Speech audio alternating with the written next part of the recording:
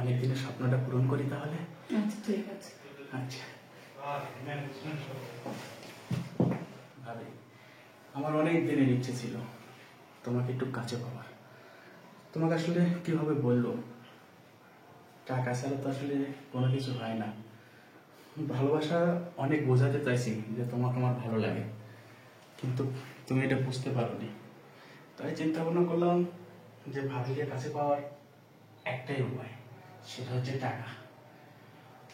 সেজন্যই আমাদের গ্রামের বাড়িতে কয়েক শতক জমি ছিল, এটা বিক্রি করে এই 1 লাখ টাকা এনেছি তোমার জন্য।